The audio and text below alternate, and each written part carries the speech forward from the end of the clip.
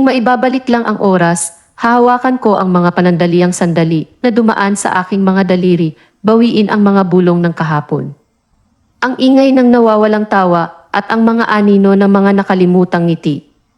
Muli kong babalikan ang mga landas na hindi tinahak. Gumalagala sa mga patlang ng mga may-ari at pahalagahan ang mga hakbang na aking ginawa. Bawat isa ay tibok ng puso, bawat isa ay isang alaala na nakaukit sa oras. Hahanapin ko ang aking sarili na muling nagsusulat ng mga kwentong hindi ko natapos, ang mga kwentong hindi nasabi, pinupuno ang mga pahina na makulay na mapanibagong kulay ng pag-asa at pangarap.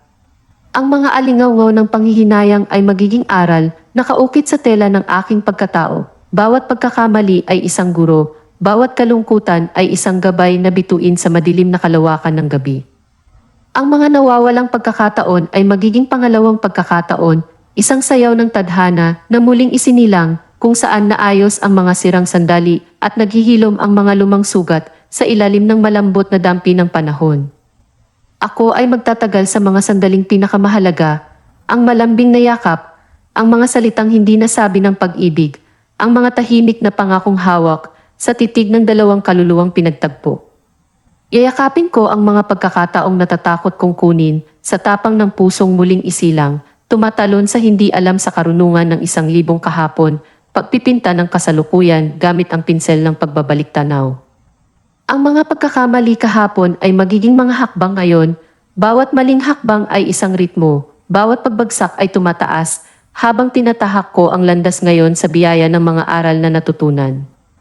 Ang nakaraan ay magiging isang kanbas, isang tapiserya ng mga pangarap at pagnanasa, kung saan ako ay magpinta muli, ang mga pangitain ng buhay ay muling naisip, kung saan ang oras ay yumuko sa kalooban ng aking puso. Sa larangang ito ng posibilidad, isasayaw ko ang mga multo ng kung ano noon at umawit sa mga espiritu ng kung ano ang maaaring mangyari. Bawat sandali ay isang sonata, bawat araw isang bagong simula. Kung maibabalik lang ang oras, maghahabi ako ng mundo ng kababalaghan, kung saan nagsasama ang nakaraan at kasalukuyan at ang hinaharap ay isang kwentong isusulat pa, isang obra maestra ng pag-ibig, pagkawala at pagtubos.